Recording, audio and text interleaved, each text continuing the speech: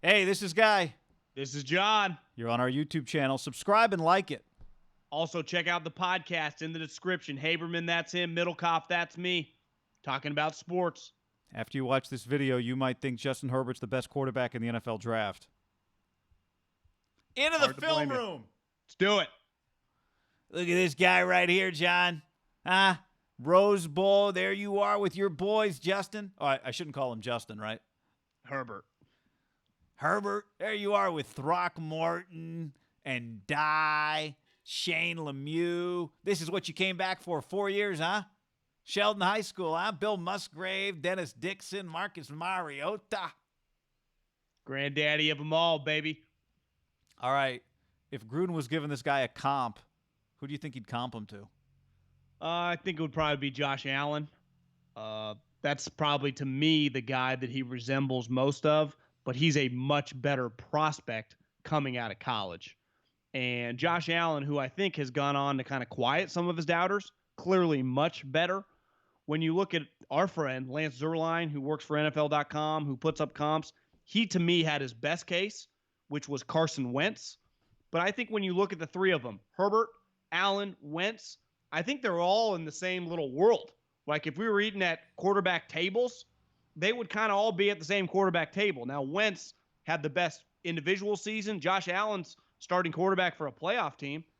And I think Justin Herbert has the chance to be, I don't know, Wentz's MVP season was pretty elite. I mean, if Herbert ever has one of those, you're in great shape. But I think he can be what we saw last year, the last 3 or 4 games, when kind of Wentz kind of got his swag back. I think the sky is the limit for Herbert. I'm so bullish on Josh Allen. I think that all 3 of these guys are going to play in the league for 15 years, right? I mean, Wentz only is the guy getting hurt. Allen's been fine.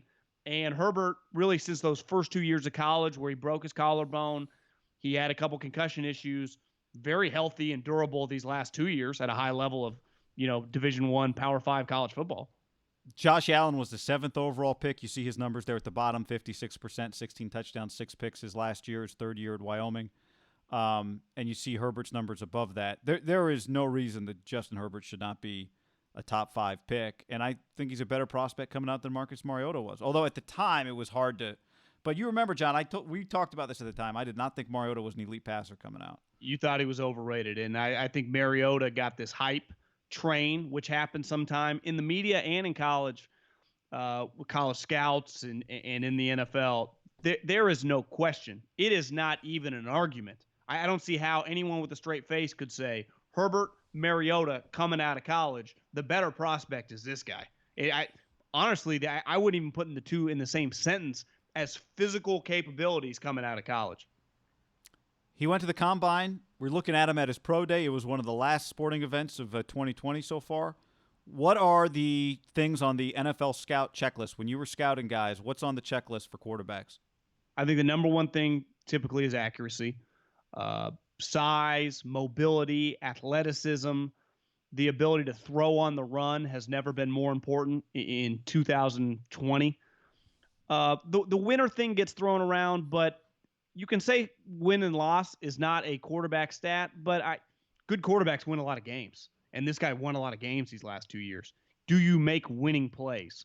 And I think the final moment we have of this guy's career, he carried his team to, I don't know, the Rose Bowl victory against Wisconsin, who was damn good. Like that, to me, is his defining moment. And he did it with his legs. But to me, it just any means necessary. Can you get the job done? And he did.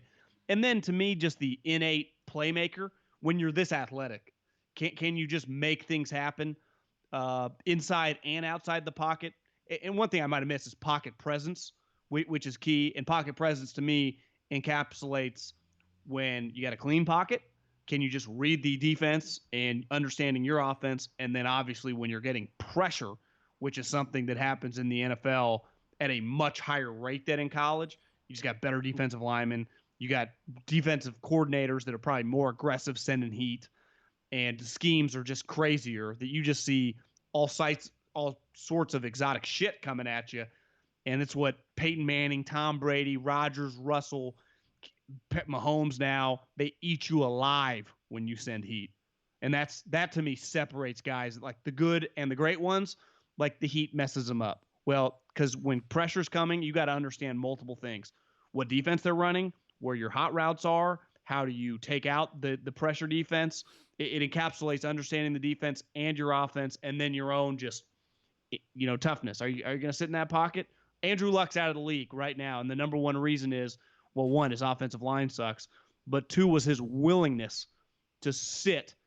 As Greg Cosell says, look down the gun barrel and deliver a strike as you're about to get. I would chin check. That probably ended about 5-6 years ago, but hitting the sternum or hit in the belly by enormous humans. So what is this video? This is a lot of highlights. If you watch all the tape, you'll see misses throws. You'll see his mid-level kind of touch is not great. But this is about what could Justin Herbert become and why is he a premium prospect. So let's start with what you were just talking about, John. This is poised. This is taking a hit right up the gut. Big game. This is late second quarter, trying to get down the field in a rivalry game, trailing. And this is one of my favorite Herbert plays.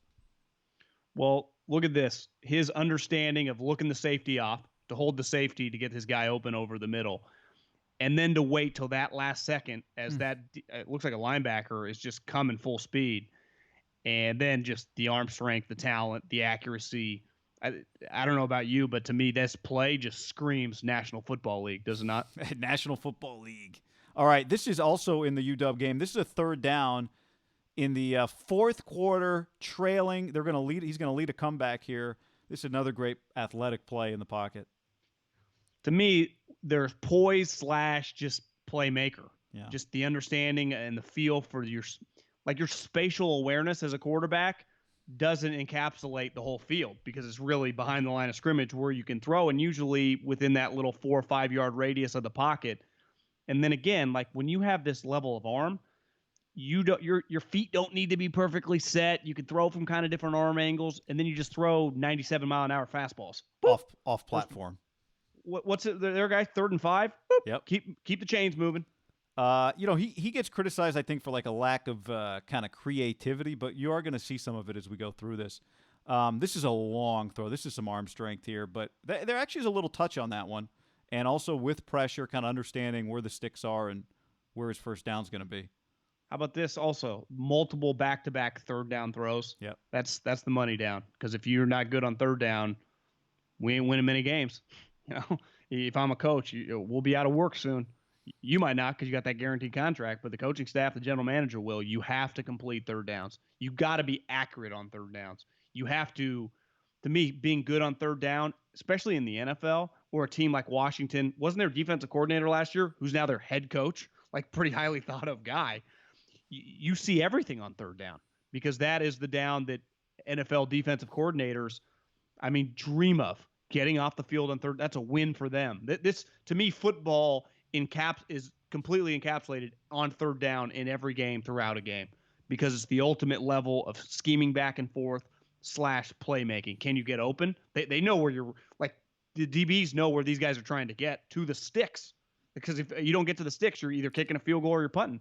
All right, how about this one? This is a first down, but this is a phenomenal throw. Oh! What's the hardest throw in football? The deep comeback or the deep out? And, it's even though that's what on paper a 15-yard gain, what is that, a 35-yard throw? Well, yeah, he's 10 yards behind the line of scrimmage, plus 10 yards past the first down. What's a field? 50 yards split, yeah, right? 52? Just a little over, yeah. To me, the arm's elite. As someone in the NFL told me, effortless arm. And I think that's the way you talk about Carson Wentz. That's the way you talk about Josh Allen. I'd say that Mahomes, would you call that an effortless arm? Uh-huh. Then now this is 28. All these throws except for 2 are 2018, and the two, they're all 2019 throws this last season. I put 2 Portland State 28. I don't know when you were scouting if they'd even let you bring the Portland State video to the meeting room, John. But I love this throw. This is just another arm strength throw. We don't have to spend much time on it, but phenomenal. Portland State, sneaky, kind of cool little campus in Portland. Yeah, you wouldn't waste too much time on it, but the physical talent, again, shuffling, his feet aren't completely set, and just throwing strikes. Let you see it one more time before we get on to the Auburn game. Whoop. All right, Whoop, whoop. accuracy. Now, this is the big game. This was the opener against Auburn. A little tight window throw. That was a second Would and you 5. I know it's called a neutral site, but is it fair to say this is a road game for Oregon, given that it was in Atlanta? Is that where this game was? Atlanta? This game was at AT&T AT&T Stadium. Still, I mean, Still very close. yeah. All right, this was also from that game. Look at this. Look at this. Now, this is a good catch, but look at this throw on the move. To me, this is a staple of 2020. Just getting guys on the move, just because so many players now in the NFL. Think of all the young quarterbacks the last several years. The crop of Sam Darnold, of Josh Allen, of Lamar Jackson, of Carson Wentz, Deshaun Watson, Mahomes, what Kyle Shanahan does with Jimmy Garoppolo. Right. This is, why wouldn't you want to do those type plays, right? It's just, if you can do this, I can eat you apart, and then I can build my whole offense, especially once I'm running the ball. When you, like, Phillip Rivers can't do this anymore. Tom Brady can't run this play. Jared Goff can a little bit, but you got to be able to run the ball. These guys can do, whether it's play action, it doesn't even matter. You just the sprint out. I can run these plays all day long. I can do the throwbacks. I can have him set his feet at a certain point and just have him deliver a strike down the field. To me, it just opens up your playbook when a guy can move. Here's another one from Portland State. I'll be quick on it, but similar. Going the other way, throwing back across a little bit.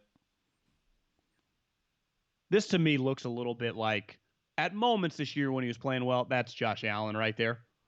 I see that, just kind of the way he's moving, the way he gets rid of the ball, and then he just throws an absolute fastball. All right, now we're talking about running the ball. So here's some run plays, just some athleticism. Wisconsin, this reminds you of anything? Yeah, Vince Young. Didn't Vince Young, I mean, I don't know the exact yardage of him. It might have been a little closer, and it was 4th and 5. But same end zone, same pylon, same game. It was the Rose Bowl. Obviously, that one was for the national championship. But this, Wisconsin was one of the better defenses in the country this year. Jim Leonard, who people don't just think is one of the top defensive coordinators in college or pro, but like a future head coach, former NFL guy, played at Wisconsin. He carried them to this victory, right? Mm-hmm. I mean, they could not do much skill-wise. He hit a couple big throws as the game went on, but his legs, I understand win-loss, people love to say it's not a quarterback stat. I push back on that a little bit. Like, usually your better quarterbacks win a lot of games. Also, and on this team specifically, he had to be great for them to win games. Yeah. Also, they did not really run him until the end of the year, the Pac-12 title game against Utah, and then this Rose Bowl game against Wisconsin, and he ran the ball very effectively. This is early. I like this run against SC, though. Dodging bullets. Well, think about the two quarterbacks next year, Fields and Lawrence. Both those guys can move. I think the quarterbacks moving forward, this is what we're getting now. We're not getting the stiff can't move guy anymore. We're getting Herbert, man, just playing the Trojans. All right, how about this play? I think if Gruden had this guy in a film room, if Gruden grinders were still going around in the Gruden quarterback camp, I think this might have been his favorite play, to be honest with you. Because, listen, he fucked up. He gets the most praise when you win. You get the most praise when you screw up. And to me, the quarterback exchange on these RPOs, whatever you consider it always on the quarterback. Even if it is on the running back, it's on him. He refuses to give up on this play, guy. Yeah, I mean, that the effort there by him, he essentially makes the tackle because he kind of slows him down and allows the guy, because he can't cut to the right. It's just incredible desire. All these Zooms are going on, and the Cowboys are tweeting him out, and you always hear these comments like, "I love football, coach. Football is my life." And then the tape shows a guy dogging it, and you're like, well, do you really? It's easy to say it, but to me, I don't need to say it. Like, how much does Justin Herbert like football? How much does he want to win? You just show this play. Like, you either care a lot or you don't, and his care level couldn't be any higher here. You could play for me any day, Herbert. All right, last play. This is one of the craziest plays. Let's watch the exchange one more time. They're about to go up 21-3, 1st and goal. How many guys in this video you think will be in the NFL? Every single one of them? All right, John, this play is incredible. But I think this play also illustrates something. This was early in that Auburn game. You do not see a lot of this in Justin Herbert's tape, and that is jump balls, 50-50 balls. We did the Burrow video, and if you haven't seen our Joe Burrow video, go watch it. Joe knows, and smartly so, I don't discredit him because he makes a ton of great plays over the course of the season. But he also has first-round wide receivers that he can throw 50-50 balls to. That is not what Herbert. Tua, the same deal. Like Tua knows, go give your guy a chance. And they make some great throws doing it. But Herbert does not get to do this much. You know what team in the NFL that he might go to has some jump ball wide receivers? Who's that? A team called the Los Angeles Chargers. They have Mike Williams, who literally got drafted in the top 10 off jump balls from Deshaun Watson at Clemson. Hunter Henry, who's just a huge tight end target. And then Keenan Allen, who is probably, just because he plays for the Chargers, I don't know if people are super locked on him, is kind of just DeAndre Hopkins out west. I mean, that's kind of his style.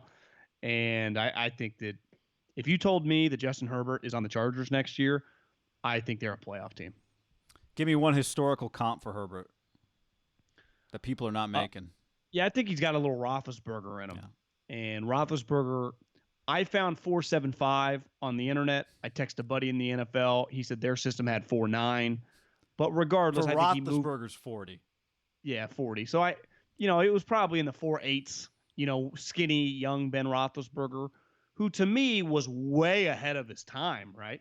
Can you imagine a Roethlisberger coming out of Miami of Ohio? It would have been Josh Allen, Justin Herbert, Carson Wentz. We salivate over these type players. When the dust settles, I'm starting to really come around. I think there's a decent chance that Justin Herbert is the second quarterback off the board guy. And when all the dust settles in 6, 7 years, 8 years, 10 years, a decade from now, it's not inconceivable that he has the best NFL career of these three guys. All right. Do you agree with us? Did you watch this video and think that maybe Justin Herbert is better than Tua? Let us know in the comments. Don't forget to like this video, watch some others, and set that alert so every time we do a new video, you get it.